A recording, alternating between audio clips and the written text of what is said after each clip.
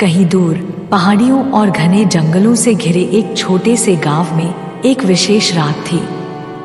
आसमान में गरजते बादल और चमकती बिजली कुछ अनहोनी का संकेत दे रहे थे।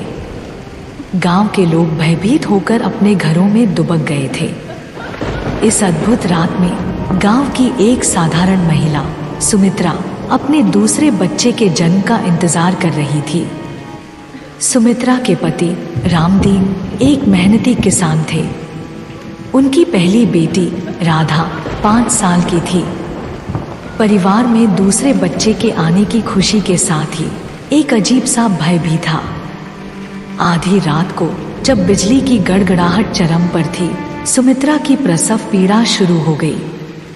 गांव की दाइयां और औरतें उसकी मदद करने के लिए दौड़ी। घड़ी की सुइयां रात के 12 बजे का संकेत दे रही थी, जब एक बच्चा दिखने में बिल्कुल सामान्य था, लेकिन उसकी आंखों में एक अजीब सी चमक थी। सुमित्रा और रामदीन ने उसका नाम अजय रखा। अजय के जन्म के साथ ही गांव में अजीब अजीब घटनाएं शुरू हो गई। अजय जैसे जैसे बड़ा हो रहा था, वैसे वैसे उसकी दिव्यता प्रकट होने लगी। जब अजय 5 साल का था, तब उसने अपनी बहन राधा को बचाने के लिए अपनी दिव्य शक्तियों का पहली बार उपयोग किया। एक दिन अजय और राधा जंगल में खेल रहे थे, तभी एक विशालकाय अजगर ने राधा को घेर लिया। अजय ने बिना किसी भय के अपनी बहन को बचाने का निश्चय किया। उसने अपनी आंखें बंद की और अपनी आंतरिक शक्ति को महसूस किया। अचानक उसकी हथेली से एक दिव्य प्रकाश निकला और अजगर जलकर राख हो गया। गांव के लोग यह देखकर हैरान रह गए और उन्हें विश्वास हो गया कि अजय साधारण बालक नहीं है। यह बात जंगल के भीतर गहरे बसे राक्षस बासुक तक भी पहुंची। बासुक एक भयानक राक्षस था, जिसका शरीर विशाल और भयानक था। उसकी आंखों में क्रोध की आग थी और उसके हाथों में एक बड़ी गदा थी। वह अपने शक्तिशाली जादू और तंत्र मंत्र के लिए प्रसिद्ध था। उसका लक्ष्य था हर जगह अराजकता फैलाना और धर्म को समाप्त करना। बासुक को एक भविष्यवाणी के बारे में पता चला था कि एक दिव्य बालक ही उसका अंत करेगा। वह यह जानकर चिंतित हो गया और उसने अजय को मारने की योजना बनाई। ने अपनी योजना बनानी शुरू की। उसने अपने राक्षस अनुयायियों को आदेश दिया कि वे गांव पर हमला करें और अजय को मार डालें। बासुक ने सोचा कि अगर वह अजय को अभी मार देगा तो भविष्यवाणी गलत साबित होगी और उसका भय कायम रहेगा। एक रात जब पूरा गांव सो रहा था, बासुक के अनुयायियों ने गांव पर हमला किया। उन्होंने आगजनी की और अजय को ढूंढने की कोशिश की, लेकिन अजय की दिव्य शक्ति ने उसे बचा लिया। उसने अपनी शक्ति का उपयोग करके गांव के लोगों की रक्षा की और बासुक के अनुयायियों को पराजित कर दिया। बासुक ने अपनी योजना में असफल होते देख खुद अजय को मारने का निर्णय लिया। उसने अपने काले जादू का सहारा लिया और एक भयंकर तूफान के साथ गांव पर हमला किया। उस दिन अजय अपने माता पिता के साथ खेतों में काम कर रहा था।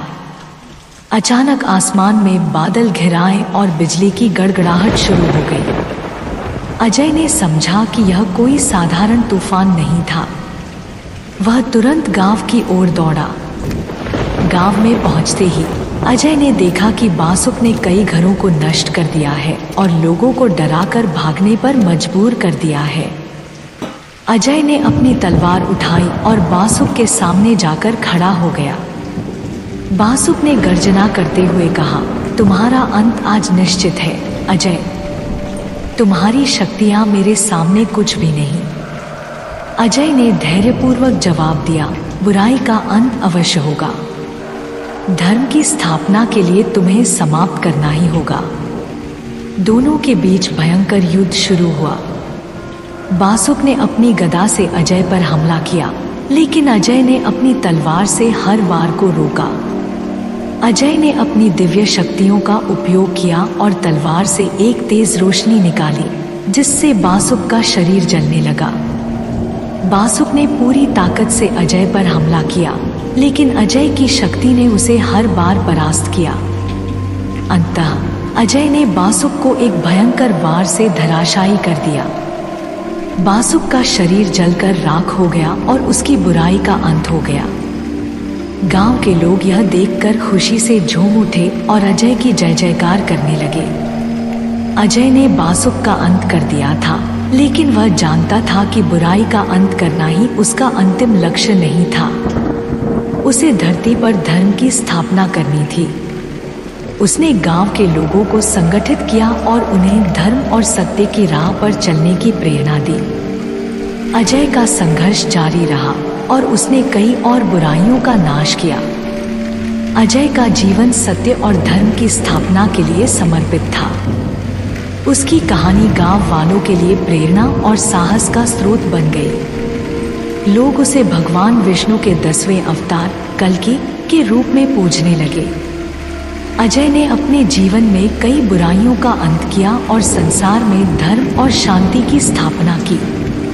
उसकी महानता की कहानियां सदियों तक सुनाई जाती रहेंगी और लोग उसे एक दिव्य योद्धा के रूप में याद करेंगे।